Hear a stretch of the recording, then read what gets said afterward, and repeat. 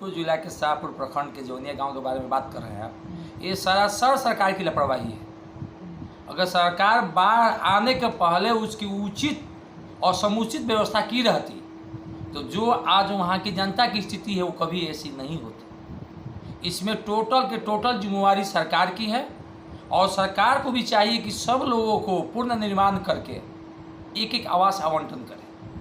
यहाँ तक हम तो देख रहे हैं कि यार सत्ता पक्ष हो या विपक्ष हो, वहाँ के कोई बड़े नेता तक नहीं गए हैं, लेकिन विधानसभा में अपने कुर्सी के लिए लड़ाई कर रहे हैं लोग। क्या विडम्बना है? सर जनता के फेर में कोई है? जो स्थिति है जौनिया गांव की आप बात कर रहे हैं, उन लोगों से जाकर पूछिए, उन लोगों की स्थिति जाकर देखिए क्या स्थिति है उन लोगों की। जो स्थिति है उन लोगों की, एक एक पैसा बिटोर कर गरीबों ने घर बनाया, आज वो घर गंगा जी में समा गया।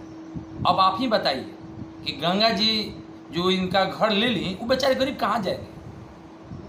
ना उनको खाने की उचित व्यवस्था है, ना रहने की उचित व्यवस्था है, और दिन पर दिन, और हमको तो लगता है कि 80% का 90% जौनिया गाँव मोटा मोटी गंगा जी में समा गया है। और इसकी टोटल जिम्मेवारी सरकार की है और ये टोटल सरकार की लापरवाही का नतीजा है, बाकी कुछ नहीं। हम तो ये कहेंगे बाकी कुछ नहीं, ये सरकार की लापरवाही है। उसके साथ साथ विपक्ष की भी लापरवाही है कि विपक्ष ने विधानसभा में ये आवाज़ क्यों नहीं उठाया। ये आवाज़ उठी रहती, बाढ़ आने के पहले समुचित व्यवस्था हुई रहती सरकार की तरफ से, इस तरह की नौबत जौनिया गांव के लोगों को नहीं होता। और जो दर्दनाक स्थिति है जौनिया गांव की, इसकी लापरवाही का नतीजा है किसकी? सरकार की। सरकार की लापरवाही के चलते वो लोग बर्बाद हो गए हैं। एक एक घर बस गया। हमको तो नहीं लगता है कि वहाँ एक भी घर अब बचा होगा, और बचा भी होगा तो माई की कृपा बचा ले, तो नहीं तो हमको उम्मीद है कि वो भी बच जाएगा। क्या स्थिति लोगों पर गुजर रही होगी? ना रहने की व्यवस्था, ना खाने की व्यवस्था, ना सोने की व्यवस्था। एक एक आदमी तड़प रहा है, एक एक रुपये बिटोर कर खून पसीने की कमाई से इतना घर बनाया, उसके घर गंगा जी में समा गया। सोचने पर दिल दहल उठता है ना कि कैसे है ये बात है। हम लोग क्या करें ये, लेकिन जितना हो सकता है लोग कर रहे हैं, लोग हम भी कर रहे हैं। इसके साथ साथ लेकिन इसकी टोटल जौनिया गांव की जो विनाशक घटनाएं हुई है, इसकी जिम्मेवारी मैं सरकार को देना चाहता हूं और कुछ नहीं। धन्यवाद। संसद गए वहाँ पे, सही बात है।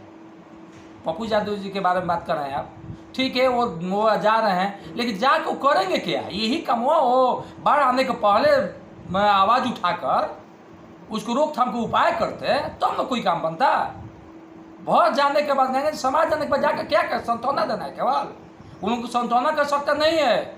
उन लोगों को प्रत्येक आदमी को एक क्या कर जाता है, मकान निर्माण करने की आवश्यकता है, मकान आवंटन करने की आवश्यकता है। पप्पू यादव जी गए, बहुत खुशी की बात है कि उन लोगों के साथ आज हैं, लेकिन उन पर भी मैं सवाल उठा रहा हूँ कि जब वो हर एक साल जानते हैं कि बाढ़ आता है तो सरकार पर प्रेशर बनाकर संसद में, तो वो लोकसभा सांसद है, संसद में आवाज़ उठाकर इसके रोकथाम का उपाय उन्होंने क्यों नहीं किया? क्या बर्बादी देखने गए हैं कि सहानुभूति भी तोड़ने गए हैं?